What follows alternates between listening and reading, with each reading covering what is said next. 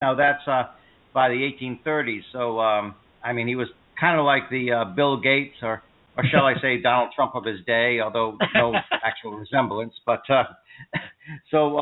yeah, Slater Mill thrived. This is what basically started the Industrial Revolution. Now, of course, one of the aspects of these mills as they started to crop up was child labor.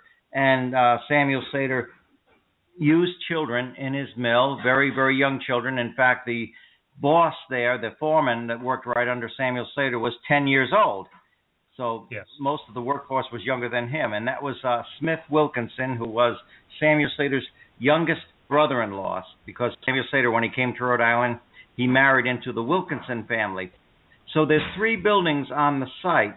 There's Slater Mill itself, opened in 1793. There's the Wilkinson Mill, built by his in-laws. That's a big stone structure. That was built between 1810 and 1811. There's also the Sylvanus Brown House. Now, the Sylvanus Brown House is a cottage. It's a farmhouse, a rather larger than normal farmhouse that was moved during the construction of the highway when 95 was being put in. They didn't want that cottage destroyed because that's where Samuel Slater spent his first night in Rhode Island, and Sylvanus Brown was a woodworker who did become one of his business partners. So we didn't want that destroyed. That kind of shows a pre-industrial lifestyle. So that's on the site. So there were, in this Sylvanus Brown house, there were families living in there from its construction in 1758 right up until the early 1960s. So it's seen a lot of living there. Mm-hmm. Now, in all 3 buildings, there has been reported paranormal activity. And that's, in a way, that's not surprising because of the history of the place. Sure. One, the child labor and what have you, and the many loves and lives that were lived in these mills and in that house. And also it banks the Blackstone River, which is what powered the mills, through water power. And, of course, there's a lot of mineral deposits in that water, and the stone structure of the Wilkinson Mill contributes. We believe that could be an energy source that kind of these spirit manifestations feed off of. So there has been paranormal activity described in all 3 mills. Kind of began where one of our senior interpreters, who was a reputable school teacher, he wants nothing to do with the paranormal, so of course they picked on him. He was in the attic one morning, and suddenly he got pushed from behind. He thought somebody was playing a joke on him. He looks and nobody's there, so he kind of my brother and I, of course, are tour guides there, and we give daytime tours. And he actually called my brother out from the tour and said, "I've got to tell you what just happened." And so my brother organized the ghost tours there in 2008. And they've been going strong ever since. It's, of course, the ghost tours happen at night. There's the regular daytime tours, but my brother Carl and I do the ghost tours at night, and quite often something inexplicable happens there on the ghost tours. So we can't guarantee something will happen, but quite often it does, where somebody is touched. They look behind them and nobody's there. So, and they hear their names called. It does give people an eerie feeling when this actually happens while they're there. Yeah. Absolutely. Now, a few years ago, I was explaining earlier, I had the opportunity with a friend of mine, Don Bouchard. We were friends with Pete Stagman, and Pete brought us on one of the ghost tours down there. And the Wilkinson Mill was amazing. That still has the working water wheel down in the basement, if I'm not mistaken. And it's amazing because it's there. When you're on the floor above it, it is so loud because it's you know what I'm talking about. It's just amazing, the power of the water running through that wheel still. And we had some excellent experiences while we were in there for a location where you go, oh yeah, it's a ghost tour. There's a bunch of people. It was very active, and we were extremely surprised. And it really is. It speaks to now what you just heard from Keith. If you go there, you're going to hear about all this history, and it really is an awesome experience to be at Slater Mill.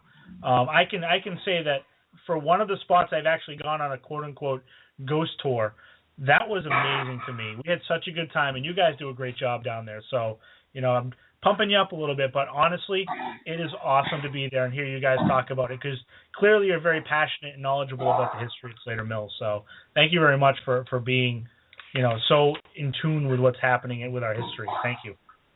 Oh, you're very welcome, and thank you for coming there and actually experiencing what it's like to be there. It was a good time. Yeah, it was something, and I recommend anybody in the area, please go to Slater Mill, check it out, just for the simple fact that, like you just said, the history, the American Industrial Revolution was essentially started at this place, and this is some place that if you want to see history and then at nighttime maybe experience a little something, it's all right there. Now, the Blackstone River, on top of everything, wasn't there, please, I don't remember the year, but wasn't there a great flood that happened where a lot of caskets, graves from a cemetery upriver were, there was a flood that happened and the graves were, I guess the caskets came out of the ground and were washed down the river, weren't they? Oh, yes, that was, I was not there, of course, to see that, but I've heard the story, and supposedly there is some microfiche film about that where you can actually see it. Now, that was in 1955, yes. And Tropical Storm Diane was elevated to hurricane status, and, of course, the banks of the Blackstone River just flooded over, and in Woonsocket there is Precious Blood Cemetery, which, of course, borders the Blackstone, and it's on a hill. Well, of course, guess what happened? The caskets were flooded out, and there's people that have said to us that have actually been eyewitnesses, you cannot possibly describe how horrific that was to see caskets actually riding down the Blackstone River, crashing down on the dam, the waterfall there, and one was lodged in the raceway at Slater Mill. Some of them washed up on people's lawns with the lids open. I mean, it's just horrible. And, of course, some were washed out to sea and never recovered. Some were recovered, but, of course, they were hastily reburied, and nobody knows who's buried exactly where in that section of the cemetery because they couldn't identify the bodies, and they didn't take they didn't do the DNA testing then, and so it was just horrific. And there is a story, and it's actually been verified because there is a news article about it, that a gentleman was having an affair. His wife was terminally ill, and he was having an affair with this woman's sister. And the woman found out about it and said, if you marry my sister, I will come back to haunt you. And because she very much resented that he couldn't wait till she had passed.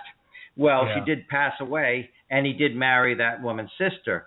Then the hurricane of 55 happened, and coffins strewn all over the place. One of those coffins, and this is true, one of them actually wound up on the gentleman's front lawn with the lid open of his deceased wife. Oh, my God. Yeah. Oh, so she did, in fact, come back to haunt him, true to her word, posthumously. That is actually a true story. That's a fantastic story. You can't make that up. No, you can't make that up. No, you can't make these things up. All the caskets to wash up on your lawn. It's, God forbid it happen. Yeah. It's oh my God, your deceased wife. Wow. Yeah. She'd come back to tell you, here's what I think of you. Wow. Right. It must have really been upsetting to them to see that. Oh, man. Wow. Well, on top of working or doing the tours over at Slater Mill, you're also one of the founders of NEAR, correct? Yes, correct. New England Anomalies Research, yes. Yeah. And why don't you tell everybody a little bit about NEAR and the work that you do, because on top of all of this, because the layers keep peeling away, on top of all this, Keith is also a demonologist, a very well-known demonologist. Keith the Onion Johnson.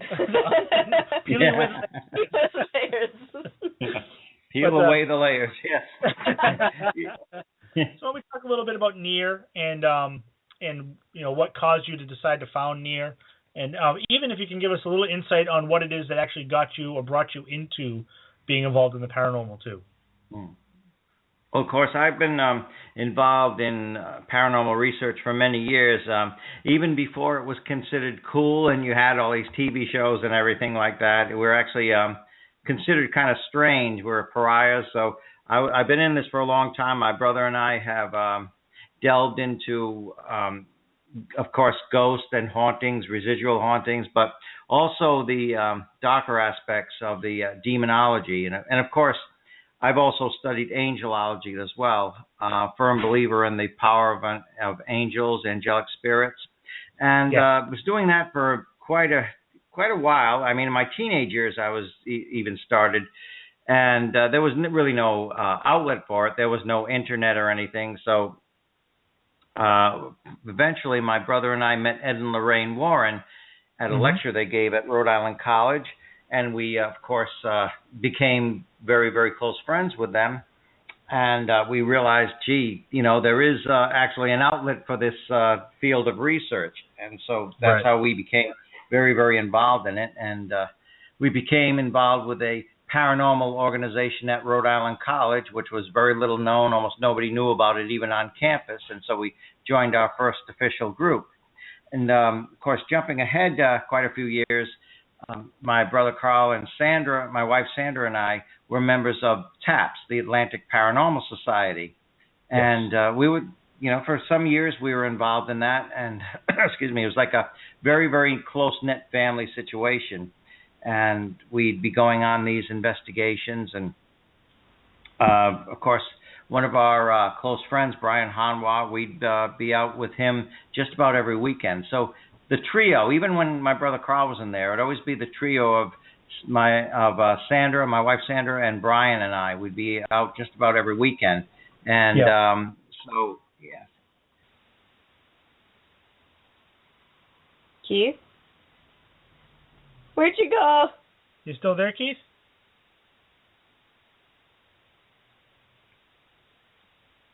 Oh, I think we lost Keith. Uh-oh. Okay. Well, hopefully we'll get Keith back in just a few moments. If in case he's still talking, you can keep going, Keith. We'll just be here for you. If not, then please call back in.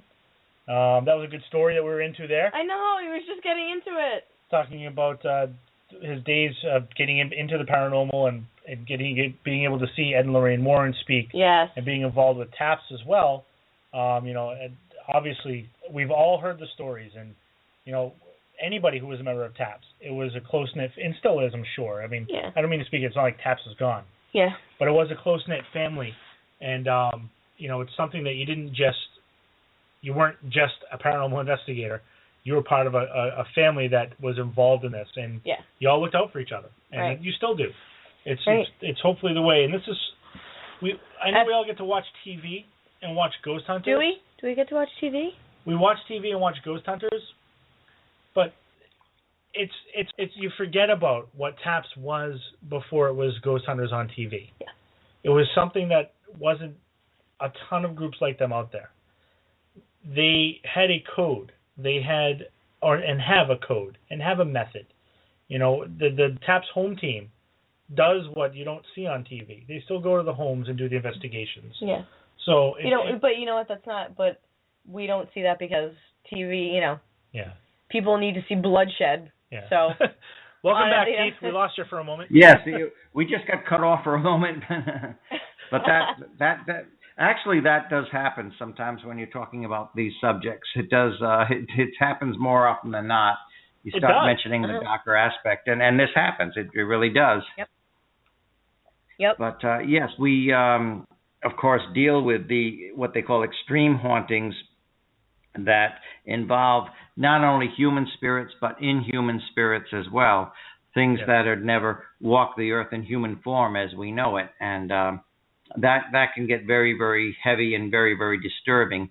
So and you have to have a sense of humor, or you'll just crack up. It will kind of overwhelm you. So, that's what we've been dealing with for a while. And of course, you become when you're into this field and you're doing that aspect of it, you've become a lifeline to some people. Some of these people have nowhere else to turn, and I think that if you could describe somebody that's going through one of these situations where demonic spirits may be involved, yes, of course, people are frightened. They're on their wits' end. But I think the most that describes them is they're isolated. They feel isolated, that they're overwhelmed and isolated. They have nowhere to turn. So if somebody can offer them some understanding, you might not have all the answers for them, but just the fact that you're listening to them and hearing their story and not judging them that can mean the world to some of these clients that are in these situations. Yeah. Right, and that can alleviate some of what they might be going through, because it's